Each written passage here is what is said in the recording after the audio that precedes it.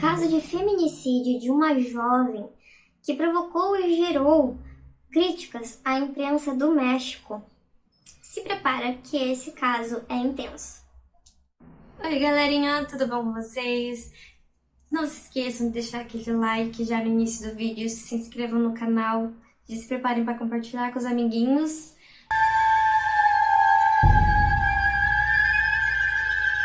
A Ingrid Escamilla nasceu no dia 3 de outubro de 1993, na cidade do México.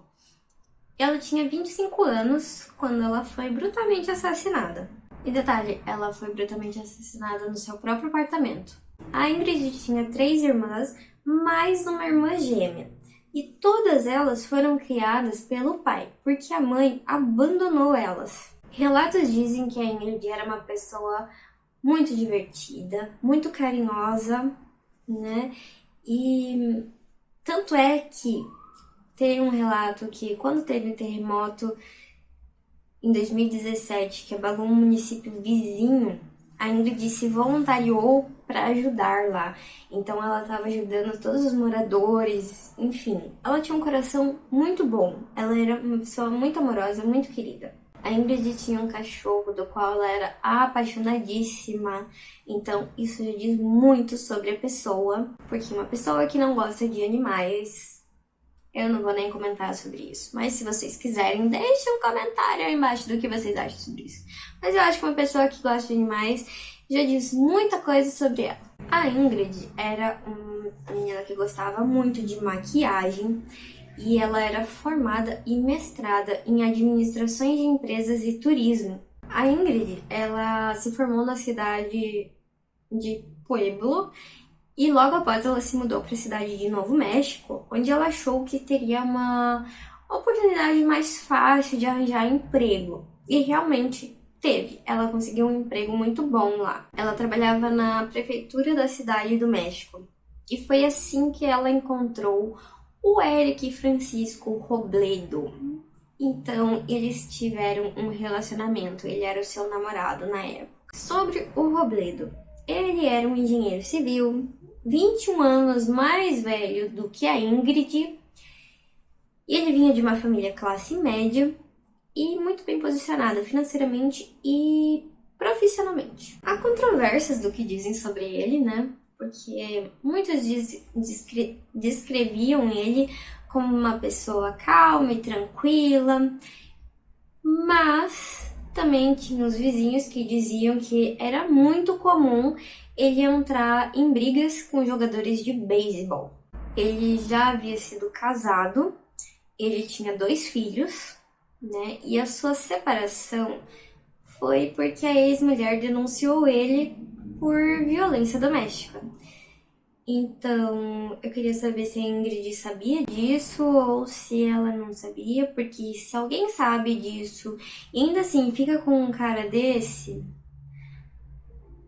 gente, eu nem sei o que falar sobre isso, mas é loucura, né? Muita loucura. E no começo do relacionamento era tudo muito tranquilo, a Ingrid estava muito feliz, era um relacionamento bem tranquilo, bem feliz, até 2018. Até então, diz que ela não conhecia esse lado sombrio dele. Sombrio, ó. Mas assim, eu não sei se ela sabia do passado dele ou se ela só achava que ele tinha mudado e que ele era muito tranquilo com ela, porque pode ser também. Mas foi em 2018 que a Ingrid largou o emprego e foi morar com o Robledo. Eles estavam morando no centro da cidade do México. Agora eu vou explicar por que ela largou o emprego. Então, ela largou o emprego dela porque o pai dela tinha falecido na época, então ela estava muito triste. Ela, como eu disse, ela havia sido criada pelo pai, só pelo pai, então ela estava muito triste, muito mal. Ela acabou saindo desse emprego muito bom que ela tinha e ela foi morar com o Robledo. Tipo, mudou tudo e resolveu que ela ia encontrar um conforto para ela, né, com ele, enfim. Depois que ela foi morar com ele, então começaram a ter muitos relatos de vizinhos que haviam brigas durante a noite, que dava para ouvir os gritos vindo da casa deles, porque era muito comum eles discutirem a ponto de brigar um com o outro, assim, gritando um com o outro. Mas que quem via eles na rua não diria nada que eles brigavam jamais, assim, porque na rua eles eram vistos como um casalzinho apaixonado com uma vida perfeita, tudo certo, tudo bem. E alguns vizinhos ainda relataram também que o Robledo tinha sérios problemas com álcool, então volta e meia ele estava meio bêbado. E um mês antes de acontecer toda a tragédia, a polícia foi acionada porque a Ingrid estava em cima do telhado do prédio que eles moravam e parecia que ela queria se jogar lá de cima. A polícia chegou a tempo, eles conseguiram resolver toda a situação, ela ficou bem, estava tudo certo. Certo. E em 2019, a Ingrid havia apresentado queixas contra o seu parceiro. Porém, em seguida, ela mesma retirou as acusações, o que foi bem estranho, mas eu até entendo, porque talvez ela tenha sido ameaçada, não sei. Enfim, ela acusou e depois ela retirou as acusações. E pasmem, mas isso é muito comum de acontecer. A mulher cria coragem, vai lá, faz a denúncia, e em seguida ela mesma acaba indo lá e retira as acusações e vai ficar junto com um cara abusivo. Muita violência doméstica. Foi então no dia 9 de fevereiro de 2020 e um dos filhos do Robledo estava na casa junto com eles nesse dia, né? E esse filho dele, ele é autista, tá? E ele tinha 14 anos na época. Então tá, o Robledo chegou nesse dia em casa, ele chegou bêbado e a Ingrid não gostou disso. Então, como a Ingrid não gostou disso, ela brigou com ele por causa disso, né? Então os dois começaram a se agredir verbalmente, como era de costume já, grita um com o outro, enfim. E o menino de 14 anos estava em casa. Então os dois começaram a se agredir verbalmente e tal, até que a Ingrid pega uma faca, e essa faca é a mesma que o Robledo usa pra esfaquear a Ingrid. Então, óbvio que a briga saiu de controle, né?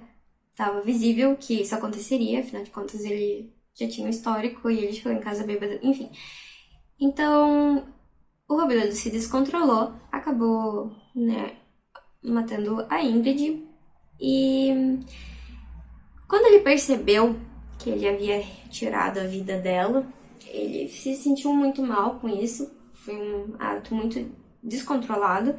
Então ele ficou com vergonha do que tinha acontecido e achou melhor picar o corpo dela e jogar uns pedaços na descarga e jogar uns outros pelo lixo, enfim. Resolveu que tinha que se desfazer do corpo em vez de chamar a polícia, enfim. A polícia foi acionada, então, e eles encontraram o Robledo cheio de sangue, né, e num estado meio assim bagunçado da mente, eu diria. Então a polícia sobe no apartamento e também encontra o que restou do corpo da Ingrid. Ele confessou na hora já o crime para a polícia do que encontraram ele, né? Ele nem tentou inventar uma história nem nada, ele confessou.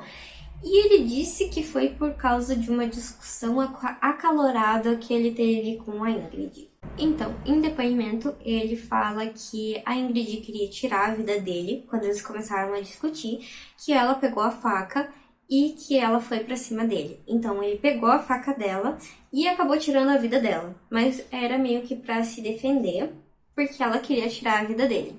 É claro que o plano dele não deu muito certo, porque quando ele resolveu picar o corpo e jogar uns pedaços no vaso sanitário entupiu, então, tipo, a polícia pegou todo o resto do corpo da Ingrid que tava entupido ali no vaso. E também foram encontrados alguns pedaços de pele, principalmente, que ele havia tirado e jogado em sacolas e colocado perto do prédio ali. Então, também foi encontrados uns restos assim. Então, mas por que a polícia foi acionada? Como que a polícia chegou até lá? Do que ele cometeu o crime, a primeira coisa que ele pensa é ligar para a ex-mulher dele, falar para a ex-mulher dele e buscar o filho, que estava na casa deles. E ele fala que É pra ela ir buscar porque aconteceu alguma coisa, mas ele não explica assim o porquê, mas ele passa uma sensação, um sentimento muito ruim pra ela. E daí a ex-mulher, em vez de ir direto lá buscar o filho, ela acionou a polícia. Por isso que a polícia chegou lá e pegou a cena toda do crime. Então, o menino, de apenas 14 anos e autista, ele presenciou toda a cena do crime, presenciou tudo o que aconteceu. Imagine o trauma pra ele, porque ele viu o próprio pai fazendo essas coisas muito horríveis contra a namorada, ex-namorada, no caso, sei lá. E ele tinha 14 anos, enfim. Ele foi colocado sob proteção de vítimas de uma forma indireta. O Robledo, então, recebeu a pena máxima do país, que é de 70 anos. E ele também teve que cobrir as despesas do funeral da Ingrid. A promotora do caso julgou como feminicídio o caso. Afinal de contas, eles tinham um relacionamento, então o assassino tinha um relacionamento com a vítima. E foi após o crime contra a Ingrid que o Ministério Público da capital, eles resolveram apresentar a iniciativa para criar a Lei Ingrid, que sancionava qualquer servidor público que publicassem ou vazassem imagens ou informações confidenciais sobre os casos. Porque, gente, o que aconteceu depois? No outro dia, já depois do crime, tinha várias imagens já de toda a cena do crime, do corpo, de tudo.